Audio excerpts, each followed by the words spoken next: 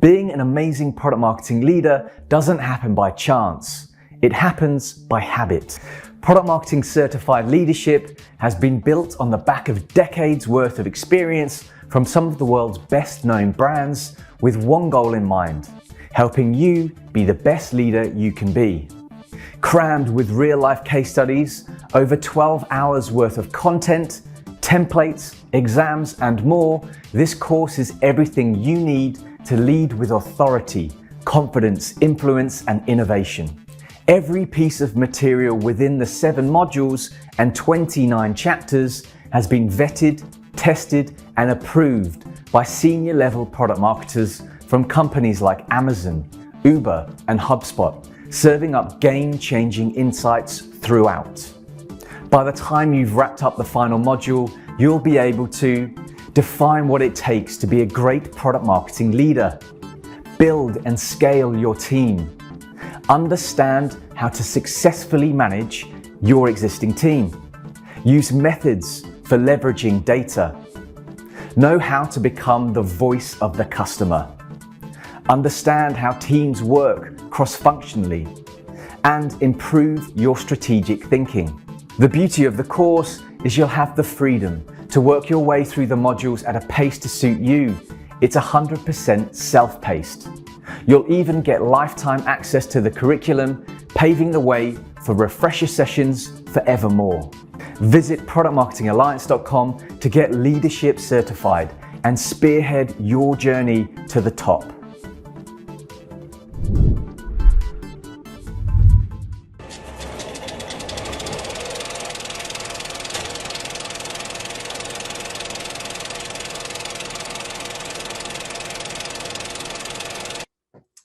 Hey, thanks for joining us today. My name is Tim Hines. I'm the co-founder and product marketer at GrokSpark, and I've got some great panelists with me today. First off, Eve Brill, Senior Head of Product Marketing at Farfetch, Spencer Kuhn, co-founder and COO at Beamer, and James Stoneman-Pipe, Senior Product Marketing Manager at Remote and writes the Building Momentum newsletter. Hi, guys. How's it going? Hey, everyone. So let's get this kicked off. Eve, why does this specific topic around messaging and positioning and measuring and how to achieve success with it interest you? Hi there. For me, the reason why I was very excited to be invited to join this panel, I feel that positioning and messaging is a real opportunity for product marketeers to make a difference to the go-to-market strategy. A lot of work that we do is in different organizations, our setup is different, but a lot of what we would consider our go-to-market strategy can be the responsibility of other teams. But where we as product marketeers can really make a difference is fleshing out our positioning, how we see ourselves as a brand, how we want to be, and then the messaging, the actual words, language, and methods that we use to take it to market. So for me, this is really interesting because it's an area where I think product marketeers have a huge chance, have a huge opportunity, to really influence how we present our products, our business, even our brand to the market. Yeah, absolutely. Super unique role and super unique opportunity within the organization. How about you, Spencer? Yeah, so as you mentioned, I'm co-founder and COO of Beamer, which is a product release platform that helps notify users about what's new and get feedback. So I'm not a product marketer myself, but I've worked closely with thousands of product teams who are looking to improve positioning and in-app messaging, especially using product updates. So have a good, hopefully more kind of macro feel over what different SaaS players are doing in terms of strategy related to positioning and messaging. Awesome. James? Yeah, I agree with what Eve was saying, basically. Positioning is the building blocks of a business, but if you think about the literal definition of positioning, it's about occupying a space in your customer's mind. So you have to know who is that customer, what else is going on for them, what's the gap that exists that you can take, how do you stand out there, how do you compete? And so I think positioning is not just a marketing thing, but it's both a forcing function and an outcome of strategy work. And I think that's really important to elevate, product marketing from something that's quite executional focused to something that actually is a big driver in, the direction of a business. Yeah, great points. And good transition to our next point here. So the difference between positioning and messaging, because they do get jammed together pretty much in everything that you're reading about, both in frameworks and just in the way that people talk about them, the way that people perceive them as product marketers. So the difference between positioning and messaging, me personally, the way I like to think about it is the positioning is the way that you want your customers to perceive your product or perceive your brand, that occupying that space in their mind. And the messaging is sort of what you say to give them that perception about you. James, would you agree, disagree with that? Or Yeah, so what's the way I've been thinking about messaging recently is kind of taking a step back and thinking about it more as, how do we transmit our positioning to our audience? How do we make sure that it's going to resonate with them?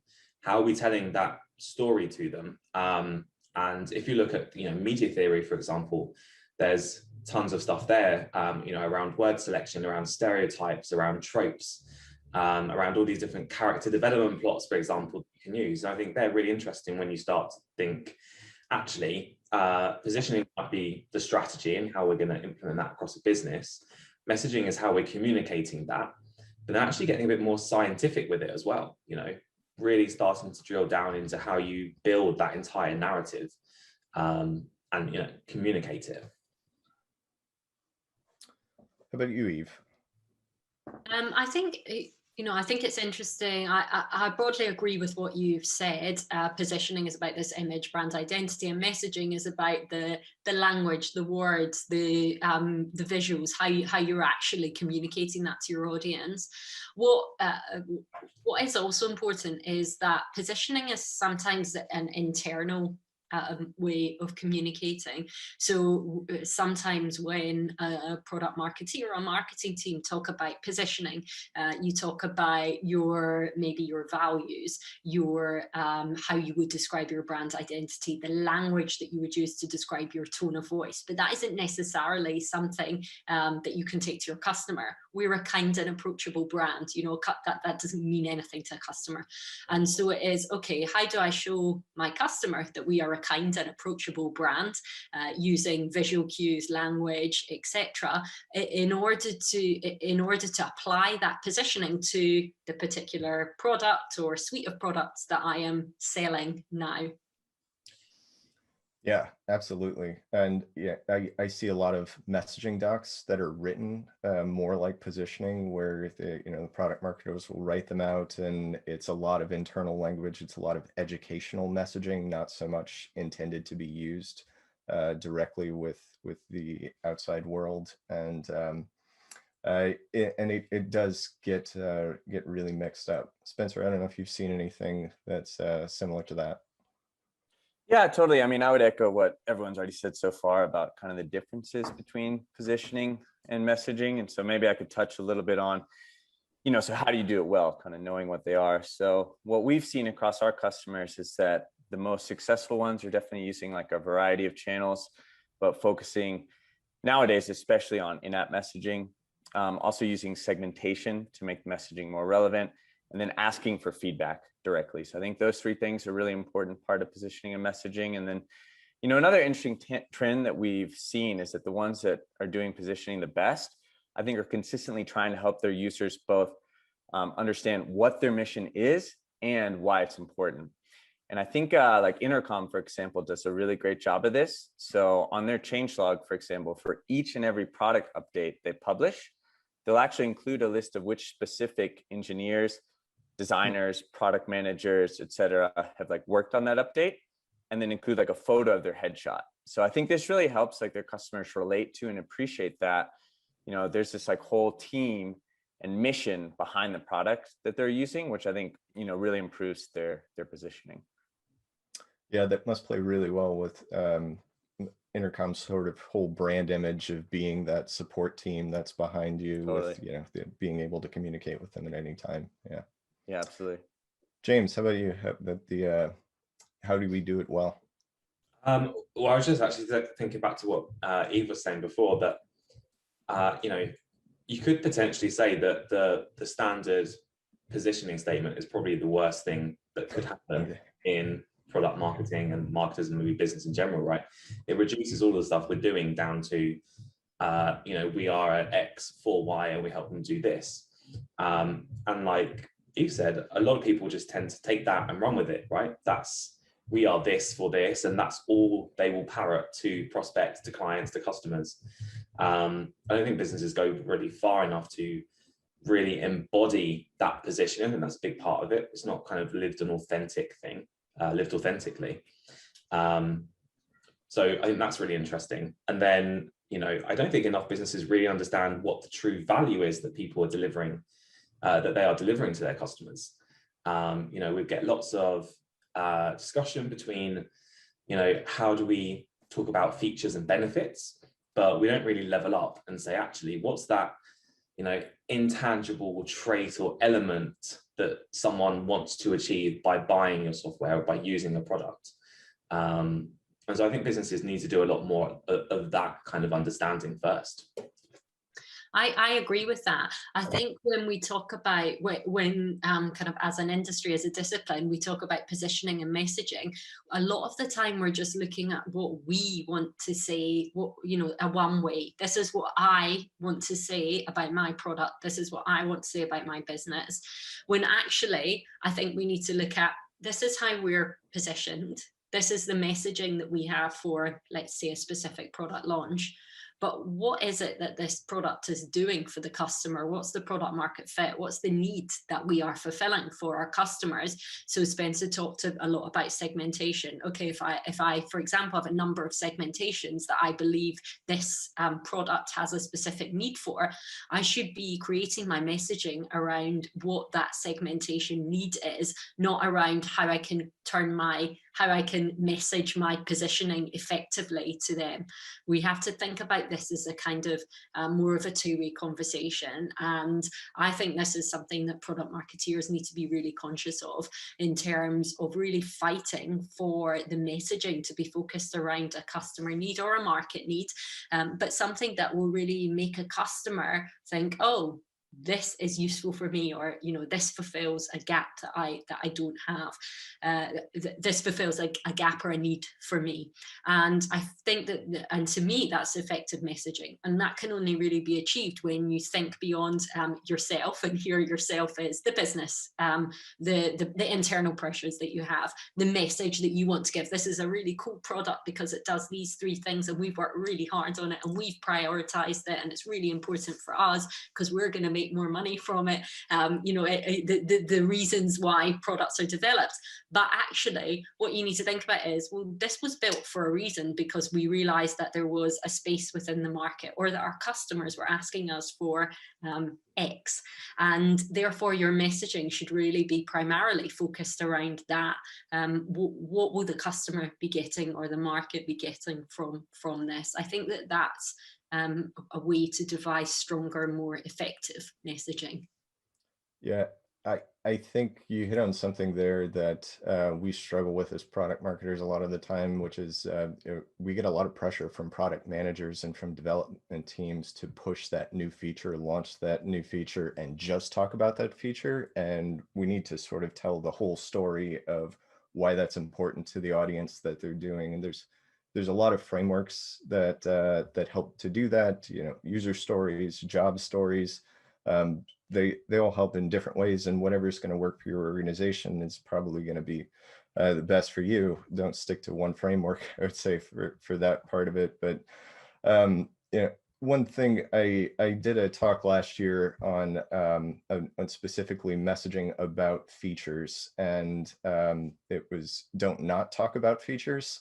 And in that, I was trying to get across the point that there are a lot of people who say, don't talk about features, talk about your benefits, or talk about your customers' pains. And we really need to be talking about all of those things. And it's not that you're leaving the features out, it's that the features are sort of the product proof that backs up those benefits, backs up that value.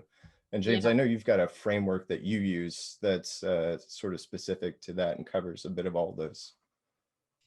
Yeah, so I've written about something called kind of a value nugget framework, and you can find out more on my newsletter. It's called Building Momentum, but it's basically a way to package up your products and features and provide a really kind of clear hierarchy to navigate all the way up to the value that you're delivering. So if you think about it, you've got value at the top, which is kind of an attribute or a state that the buyer hopes to gain. That is delivered through one or more kind of benefits, which are advantages. They're tangible things that your buyer can actually do something with.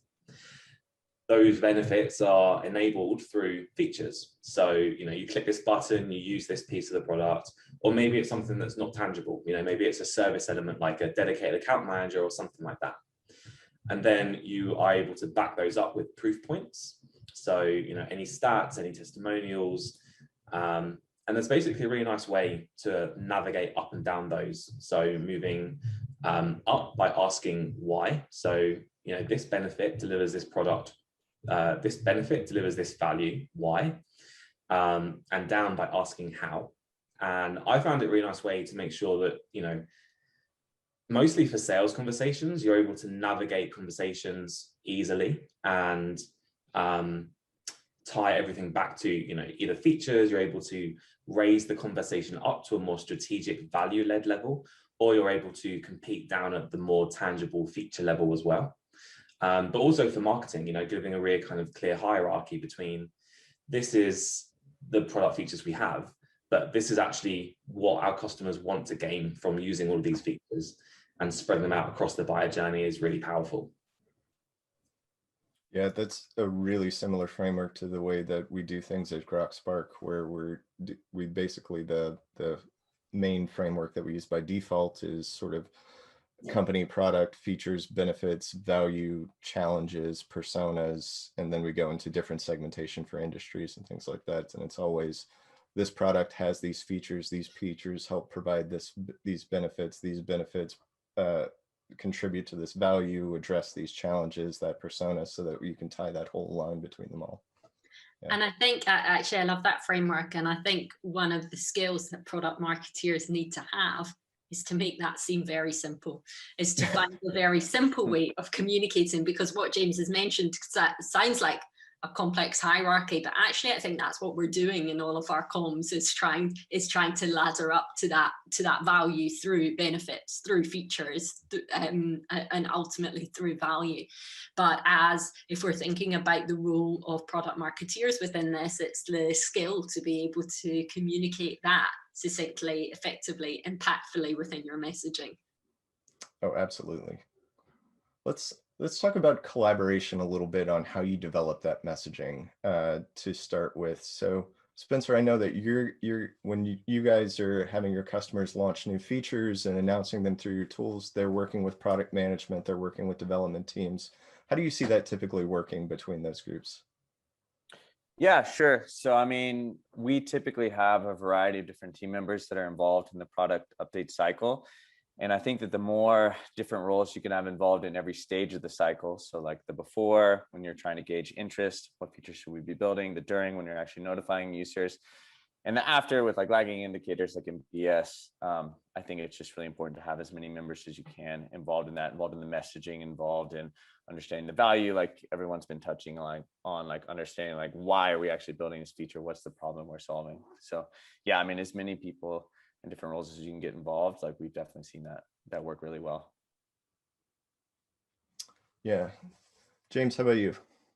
So one of the biggest things I found is trying to reduce the distance between what your customers are saying and the feedback loop between your product, messaging, strategy, marketing teams, and just making it super transparent. This is what we're hearing on the ground. This is what we're hearing from the market, from customers, and having a regular cadence of whether it's voice of customer process, or whether it's regular reviews and iteration cycles, but making sure that everyone feels they're able to contribute what they're hearing. Because at the end of the day, sales reps, for example, they're very one-to-one driven. They're all about individual conversations. marketers, product marketers especially, we're able to zoom out and look at the bigger picture, right? Connect all of the dots between here and there, and actually see, things that other people might not expect. And so for me, I definitely say that collaboration is a key part of that, and just making people feel that they are, feel confident in sharing what they're hearing, goes a long way to kind of greasing that communication. Yeah, are there specific places where you guys find particularly useful to collect all of the customer feedback and voice of customer information or research that you're doing that helps to get to the other teams? So the tool I've used recently is called Dovetail, and it's a user research tool. You can throw everything in there from loads of different sources, start tagging it and creating insights. I use that with a user researcher person in our business. So they manage that kind of process. Worked really, really well. But I think in companies that don't have that, we've done this before just by using Slack, for example. Some people do, get a bit overwhelmed by the notifications and stuff, but I kind of think of it as just a pulse check, a temperature check. What's happening? What are we hearing? Is there anything that's particularly off? Are we starting to see things that challenge the narrative we're running internally? All of that stuff is really useful, and just making that communication happen however possible, really. Eve, let me ask you specifically, how do you represent the voice of the customer within at Farfetch to other teams? Well, I feel we are often having conversations, kind of echoing what I was saying earlier, trying to understand what's in it for the customer. What is, when we sell this, what are we going to say to the customer that they will be getting from this? How does it relate back to either something we know that there has been a request for, or a need that we have discovered within the market?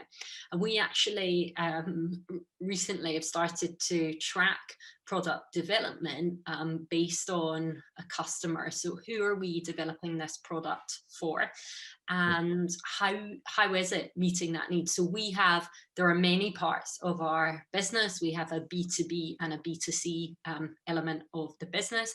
Within specifically, I work in the B2B part of it. We have many different customers types within there, and they have different needs. So it goes back to what Spencer was saying about our segmentation and how we can, and creating messaging that meets different segmentation needs. But if we look and track, okay, we know that we are building X number of products that are for this particular customer. How can we then create a go-to-market, and specifically the messaging that can really push to the understanding that we already have of those customer needs? And it's not easy. I'm probably one of the larger organizations on this call here, and the bigger the bigger the team, the more product developers and engineers, and the more complicated and the more complicated it is, and the more needs we have to meet within our development process. But that's one way that we can look at, okay, who did we build this feature for originally? Things change along the way with development. Why did we build that feature? And that begins to form the messaging that we would take to market. Yeah, I would say good luck some of the time with that. If you have a product manager who actually remembers why they built that feature, or why they put it on the roadmap in the first place and had it well documented, you've got a really good product manager over there.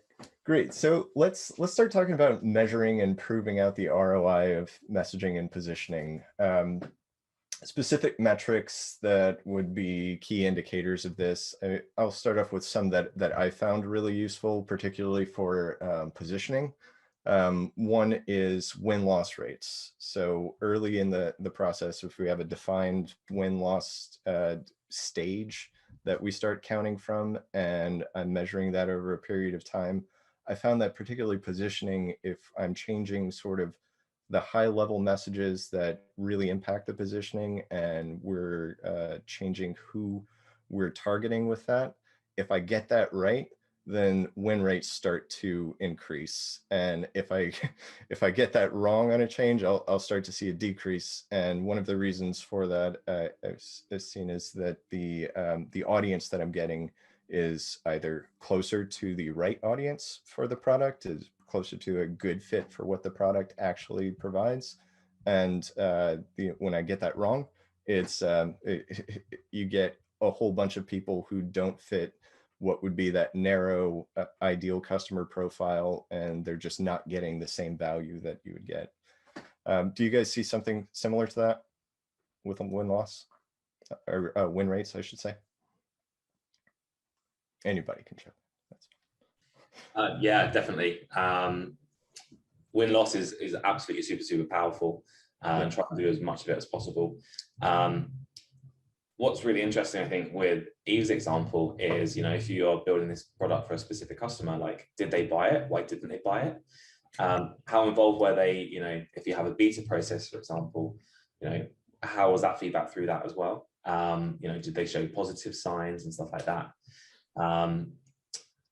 So yeah, I think that's really interesting. So I know we're going to talk about testing and kind of feedback on the positioning process as well, but one of the things that I think is interesting with positioning and ROI specifically is like trying to detach it from, trying to detach the emotional element of, or the internal emotional level of positioning. Like, we've all worked for a CEO who says, I want to build this company that's going to be the best at doing this. And actually that's not how it turns out, or, there's actually a much bigger opportunity somewhere else. And so, again, being able to say, look, here's the ROI of that. We're not seeing traction in this particular segment. We need to, pivot or change our ideal customer profile for this thing. Having, win-loss data, for example, is a really big, component or a piece of evidence for that. Yeah, and one thing I've noted on win-loss data is you definitely want to do the calls and have the interviews with the customers, talk to them directly, because whatever's in Salesforce is not 100% reliable, especially if it's one where you put in a required field in Salesforce to put in a loss reason for something. Like I remember there was one particular deal that was a $250,000 deal that we lost at a very big client. And the sales rep put in the reason was that they just put it off for another quarter. And I found out that when I did the call with them, that it had actually been, they fired the guy who was in charge of the project, brought in a new person. He was very much in the open source technology space and wanted to do this all with open source technology. And we actually lost to an open source competitor, and not that they were delaying it for a significant reason. And, there's that it's not always accurate just reading what's in the Salesforce description there. Yeah, I think one good indicator is, can you trust yourself? Can you trust sales teams to put their hand up and say, look, we lost this deal because our sales process messed up. I wasn't good in this conversation. I couldn't answer their questions honestly and confidently. Maybe some will, and hopefully we all know some sales reps like that. But otherwise, you're going to be hearing that kind of secondhand, biased, slightly protective feedback from sales and other people who interact with the customer that way. And so, yeah, again, having that direct communication, even using third parties for it, if you've got the budget to do that, just detaches, again, the emotional and the rational side of that conversation. Yeah, and I think, you'll get the Gong and Chorus AI recordings now, and people can listen to the sales calls, but it's not a full replacement for what you can do with a direct conversation with a customer from a win-loss interview. What about some other metrics that you guys use for measuring ROI and success of positioning? How about you, Spencer? I can probably touch some on, especially like the ROI specifically of messaging, since we offer a bunch of in-app messaging tools to our customers. So yeah, I mean, it can definitely be tough because there are so many factors that influence things like user engagement, feature adoption, retention. But we really do see like more and more our customers are looking to really prove ROI. by creating cohorts of users and seeing how that specific cohort has interacted with certain messaging, and then checking to see if those cohorts really do things like upgrade more, discover new features more, churn less.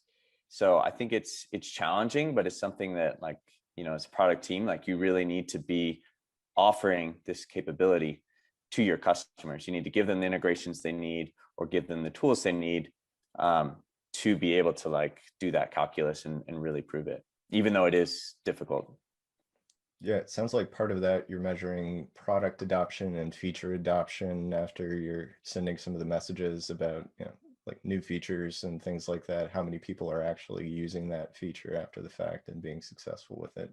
Yeah, exactly. Great way to do that. I think also we should make the point here that positioning and messaging is not only about acquisition and new customers. So exactly what you said, it can play a really important role in retention. So for example, a measurement could be percentage of existing clients that adopt a new feature, or a new product. So that ability of, the value, the birds in the hand and the value of an existing customer versus the cost per acquisition of a new customer, that the messaging can play a really important role within that. And that is perhaps one of your segmentations when going back to what Spencer was saying earlier, that how you sell a new feature, a new product to an existing customer would be different messaging from how you sell it to a new customer who doesn't know about your brand or your other product.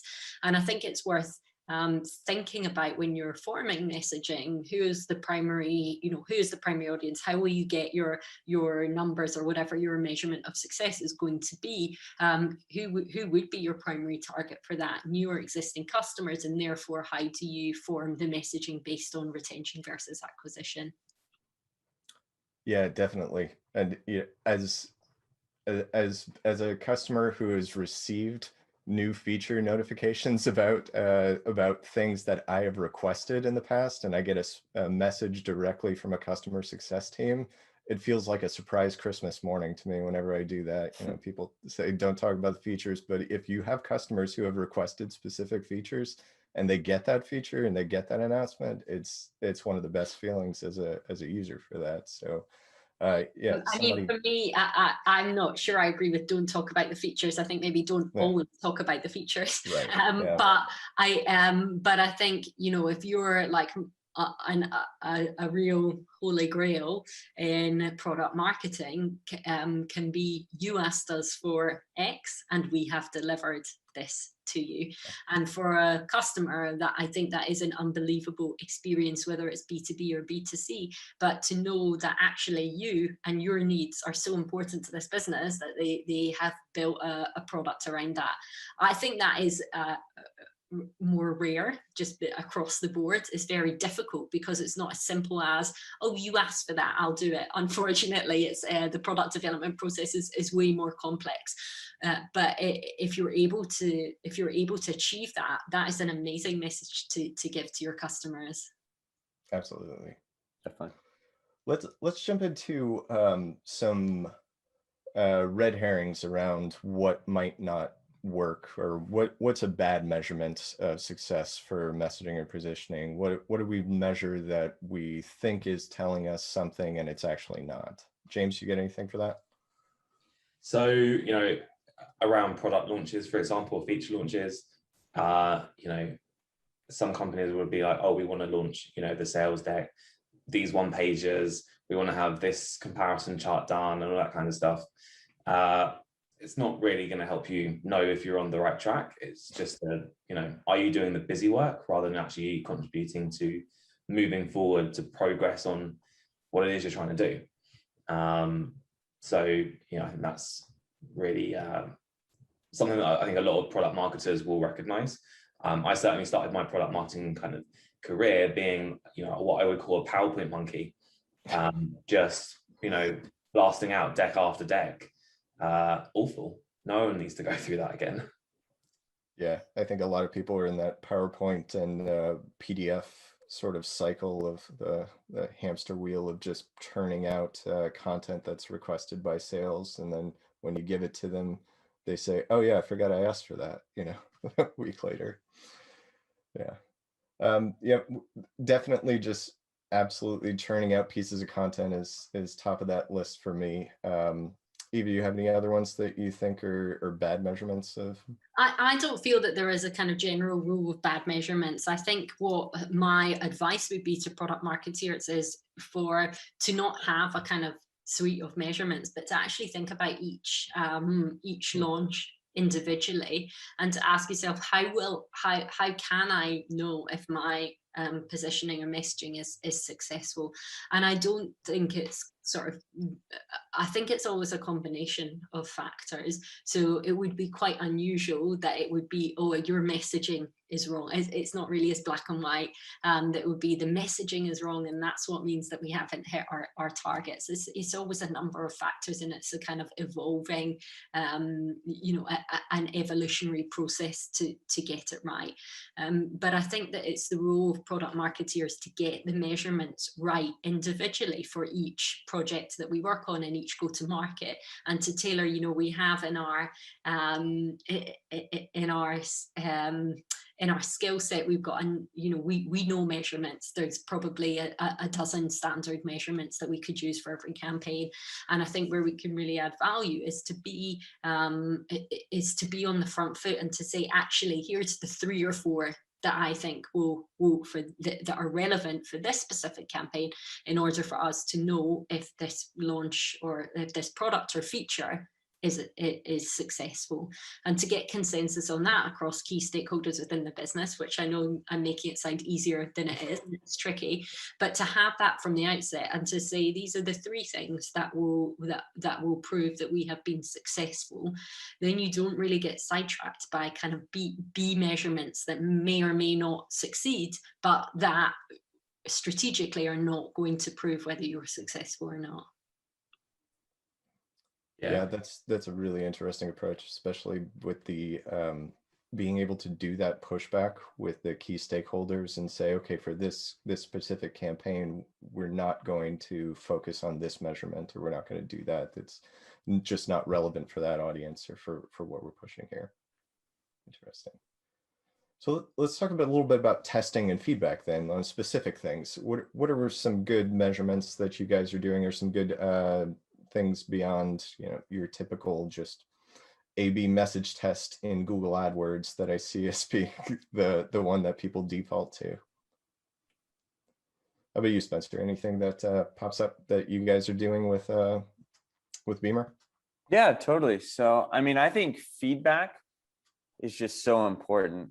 And I really think like every piece of feedback you get, you can view it as like an opportunity to learn something about your positioning in the eyes of your customers, and to not only learn that, but also like reinforce the positioning that you're trying to build. So if you aren't asking for feedback in like a variety of channels about your product in general, and about like specific updates or upcoming features that you're launching, I would say like most likely you're missing out on a pretty big opportunity. And I was actually like recently asked in another podcast I did, like how we deal with negative feedback. And at Beamer, we actually like to say there's no such thing as negative feedback. It's always an opportunity to learn, always an opportunity to like improve your positioning and messaging.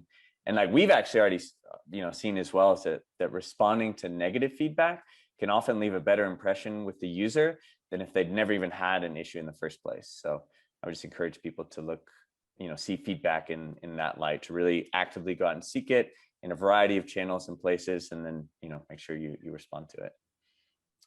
Yeah, that's interesting. There's a lot of stats around how people provide negative feedback and how many people they tell about a negative experience, and then the opportunity that you have to reply to that, and how many people they'll tell that you made up for that negative experience after that. And it's way more than if they just had a positive experience from the beginning. Totally. Yeah, we've seen that for sure. James? I was just going to say that, not all feedback is equal, right? Whether it's positive or negative. Some positive feedback you're going to get from customers that are nowhere near your ideal customer profile. And actually, that's probably damaging if you take that to heart. The same way with negative customer feedback, you can get negative customer feedback from a customer that is never going to be a good fit. And actually that learning might help you disqualify them in the future from your marketing or sales process or something. It's actually really valuable to have. And so how we are taking that in and taking the time to analyze and apply critical analysis to feedback. It shouldn't just be a stream, right? It shouldn't just be coming into you. It should be, what are we hearing? How are we going to use that feedback? How are we interpreting it? And that is going to help you iterate and get better. Yeah, absolutely. The audience is super important whenever you're getting feedback, especially on messaging. If you're targeting that specific ICP, or targeting a segment with a campaign, being able to test it with those actual people in that audience, rather than getting, like, the worst is just general internal feedback on, oh, I don't like this word in that message, or I don't like to say eliminate, or I don't like to say something else that rubs someone the wrong way. That's just not super useful for it.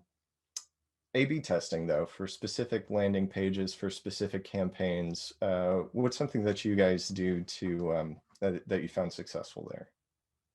How about Eve? Actually, we, because of the way that we're marketing in our audience, at the moment, don't use A/B testing in that way. But I do think that there was just kind of one point that I thought was quite interesting, if we can go back to, because James was talking about the ideal customer and the right customer, and it's that language was quite interesting, I thought, because I feel, we often, like young businesses or businesses that are in their infancy, have a perception, have to have an idea of who it is that they're targeting, but perhaps who you're targeting and who's actually using your product might be two different people, two different customer groups, actually. So I thought it was quite interesting, the language that you used around there in terms of being not the right customer. And it's not critical, because we have an idea of who we think is the right customer for our e-commerce products.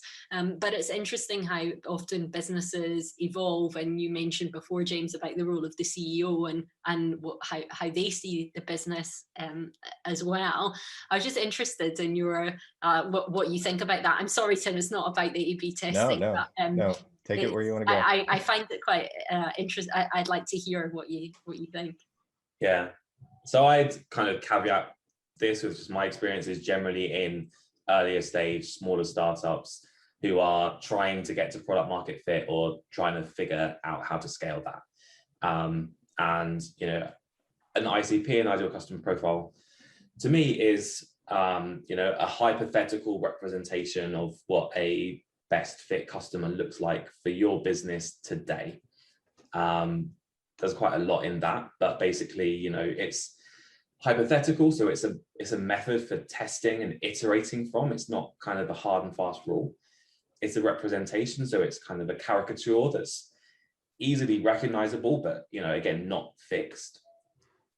Best fit in terms that it's an objective assessment that you can try to make, and also it's something that you can sell to, support, market today, or at least in the very short term. Some of the work that I do with kind of startups I work with on their positioning and messaging is mostly about, they've got 3 or 4 different customer segments that they all think is good. They all want to message for all of them, and we get into it and it's just like, no, you can't do that. Like, you don't really know where you should be going. And so actually there's another layer of again, leading back to the positioning as a strategy piece. What is the best fit customer for you today? How are you going to understand those people better, so that you can then message to them better, so that you can then sell to them better, and just build that kind of self-fulfilling prophecy and loop of insight. And so yeah, you can think about it in loads of different ways, but it's really interesting how different people approach it. Yeah, the thing that I've found about ICPs is that they're discovered, not created. through customer research, you're trying to narrow in on that, and the picture is always changing a little bit of what you're finding is the best customer profile. And it's not just based on who most responds to your messaging and who buys your product, but who is the most profitable who's the most profitable audience to go after, right? Because the pricing and how much they're actually spending on the product, and another thing to think about is how much support a customer needs versus someone who can do it all themselves and you don't have to do. There's a lot of things that I found go into that specific thing. But Eve, for your product and for the size of your company, I imagine you've got multiple segments that you're going after, and you sort of consider each one of those what a smaller company would be considering an ICP there. Yeah. So on that topic of changing things constantly, let's talk a little bit about optimizing and how often we're updating our messaging. And Spencer, I wanted to talk a little bit about you, about that consistent narrative that you were bringing up through product updates and the continuous positioning. Maybe. Yeah, totally. So, we've seen really that, product updates are an extremely important part of your position. And I think really now more than ever. So it shows that your product is alive and evolving to adapt to meet these changing customer needs. And I think positioning today is much more dynamic. So at Beamer, we call this continuous positioning. So you need to not only, position your established features and tools, but you need to position yourself as a dynamic company that evolves to meet changing market demands. And then, there's several different stages, which I think I touched on briefly earlier in the product release cycle, which I think each represent a separate opportunity. So there's the before, which is gauging your interest and validating, using a roadmap tool or something similar before release, which is important for understanding what the customer need really is and how it changes. There's the during, so effectively notifying your users when you release those features, using a variety of channels like changelog and messaging, emails, communities, things like that. And then there's the after, which is closing that feedback loop with your lagging indicators like NPS to ensure that your product updates are actually scratching the itch. So I think each of those stages and product changes is really represents an opportunity to learn and reinforce your positioning, and yeah, it's just important to take advantage of that. Yeah, that's really interesting. I have a lot of conversations with a lot of different product marketers about their positioning and messaging, and one of the things that I hear a lot is positioning overhaul and messaging overhaul projects, and we haven't changed the messaging in a year, or we just don't touch anything. And it amazes me because it's like Heraclitus, who said that you can't step in the same river twice.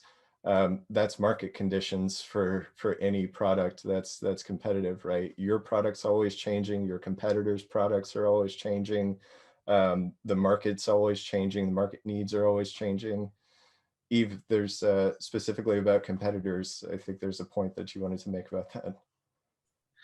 Just one more thing. What was occurring to me when you were mentioning all of that is that everything is a work in progress. So how you launch your product on your official launch day that you've built your go-to-market towards is going to, I think we need to accept, require a lot of refinement to get it absolutely right. It's pretty unlikely that you're going to be bang on perfect with all the elements of the go-to-market mix, of which the messaging is but one of them. And so to look at it in terms of the evolution of that, so could you tweak the messaging? Perhaps it's the price point, so you need to revisit the price point. And what you're saying about competitors, maybe a new competitor has entered into the market. So I think all of us, we've not actually talked about this point of competitors, but I think all of us will probably agree that when we're looking to form our positioning and messaging, the role of competitors plays a huge part in that. So how we see ourselves, we also need to look at how do we see ourselves compared to others? What space can we occupy that others don't? What's better or different about our product compared to competitors that really provides us with that differentiation? And just as we're changing, our competitors will be changing as well. So there might be someone that enters the market that's offering the same service as you, but their business model is at a much lower price. you would need to respond to that either with rethink of your pricing structure, but most likely with messaging to explain what is the value, why would someone pay more for it and come and use your product. And that's an example of how competitors, the ongoing behavior of competitors within the market, new entrants within the market, will influence your positioning and your messaging as you go. So I think it's very much to think about messaging, but the whole go-to-market mix as an evolution. So we have to start somewhere, and that's where the go-to-market is. And hopefully most of it is right, but we need to be thinking about how we can optimize, I guess is the marketing term, but ultimately it's an evolution that includes the messaging as well. Yeah, absolutely. I would say if you're doing it right, it's an evolution, not a revolution with your messaging, and constantly tweaking. There are way too many people who launch a feature, launch a product, and then stick with that messaging for a year until they go and change it. James, you have something on that? Yeah, so I guess I'd call it a mantra, maybe. That's a little bit too kind of high level, but this thing that I believe is that focus plus confidence equals momentum. And focus is not just about narrowing your field of vision, but it's about gaining clarity. So the more you're learning, the better that is. And then confidence, the more you can assure yourself that this is going to work. Can you test it internally? Can you start testing it with friendly customers externally? Can you get a few more eyes on it? Can you do some small tests here and there? Can you don't have to jump all the way through to a big launch right now, but what steps can you take to just actually say, we think we're on the right direction for this. And for me, I found that works really well where, in one company, we started testing a slide in our main sales deck narrative to make it a little bit more kind of personable. It worked really well. We got feedback on it. It helped us move deals into the next stage. And it now forms a big part of that kind of entire business and positioning narrative, all because someone one day just said, actually, I think we know, there's something we could do here that, is going to, we think will help trigger a change. And so, when you can move things more organically, there's less of a rush to complete these kind of big positioning projects. And then you start to blend, what works well today with what could work well tomorrow. It just comes together a bit more naturally. Yeah, absolutely. We're at the top of our time here, so I'd like to wrap this up by just going around and have everyone give one key takeaway or piece of advice for our audience, and talk about something you're looking forward to inside or outside of work.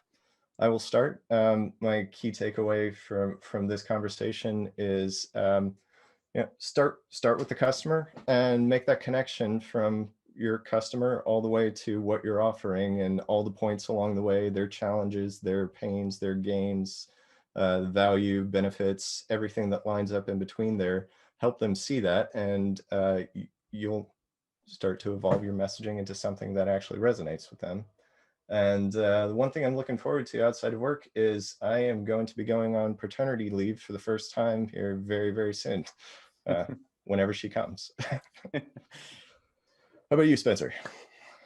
Yeah, so takeaways, for me, just the importance of feedback, I mentioned before, and then just this idea of continuous positioning. So thinking of every product update and interaction with your customers, an opportunity to strengthen your positioning, to learn something, improve, and just show that you really are that dynamic company that's evolving with your customers' needs in the market.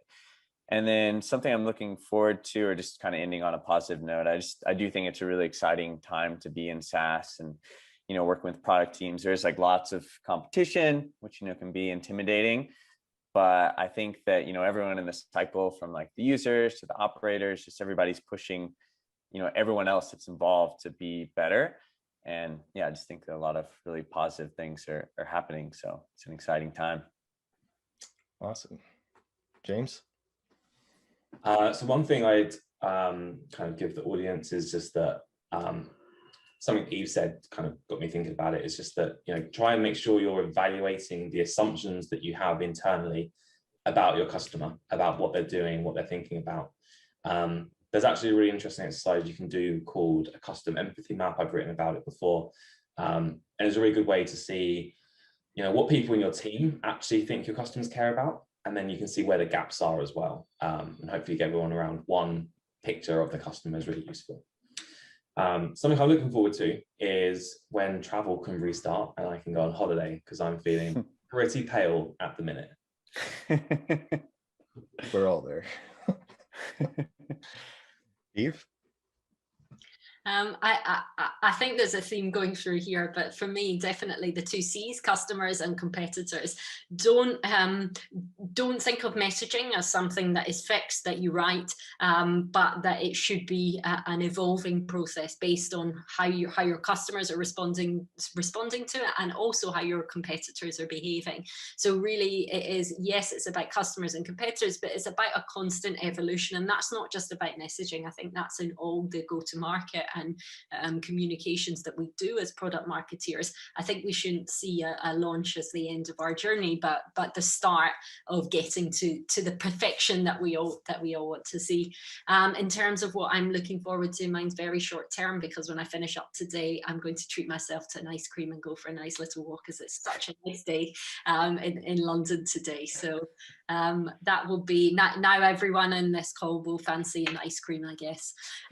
So that will be my end to the day. But thank you so much, and thanks very much everyone for the conversation. Yeah, thanks to everyone, and thanks to the PMA for putting this on. Yeah, absolutely. It's been really good. Thanks, everyone. Bye. Thanks, guys. See ya. Take care. Bye-bye.